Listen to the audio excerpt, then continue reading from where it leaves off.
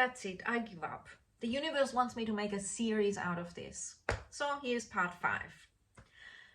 Part 5 is intuitive cooking, intuitive eating. It is really, really, really amazing when you listen to your body and go into that stillness. What does it actually want and need? Not when you're starving though. Now, I've actually literally created a course and taught that when I was about 25. And I used to teach intuitive cooking that's healthy, and realizing how simple that is and how nurturing and how fuss-free it is.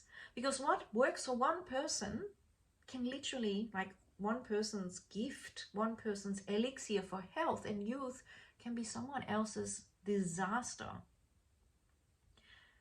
All the teachings out there, you still need to shovel and funnel and sift through it, because you are different. And on top of that, you will go through different phases depending on what you've been eating, what season it is, what your hormonal status is, what your dosha is in Ayurvedic terms.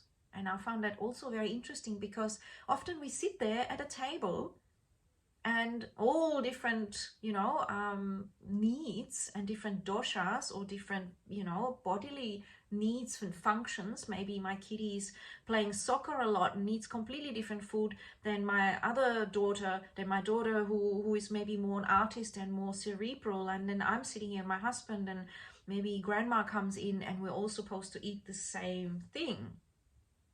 So having an intuitive awareness is important. Obviously, we're still gonna sit together and eat, but also giving people the freedom to say, hey, I really thank you for cooking, but tonight I just want to eat an apple, I just want to have yogurt, or I just want to fast. There's too much regulation around food, especially in families, in my opinion, shaming people, and therefore their digestion and commitment and connection with themselves gets super ruined. So that intuition and knowing what you actually want to eat is there. Children have it, but parents have usually overridden it, and schools and places where they try to package everything and everyone gets the same thing and just be quiet and fit in. We don't have time. So trusting what you need to eat and what feels right is a really important part, and I've done that a lot. So if someone has got a lot of food there, I eat from that what really works for me. I'm not rude or anything, and I will eat and try everything.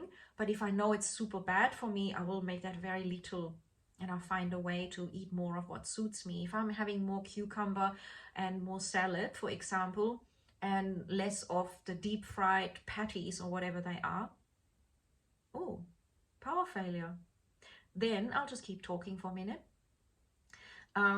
It's funny, isn't it? I hope everything's okay. Maybe I should check. Anyway, intuitive eating. I will continue on a separate video. Why not? Make it more parts. I think that'll be better. I'll be back. Have a sense of humor, super important. Laughing at ourselves, not taking ourselves too seriously. If you want to do that path, you'll probably be enlightened and feel amazing. That's my little dark tip in the night with the power cut, which may be our house or maybe the neighborhood. I'm about to find out.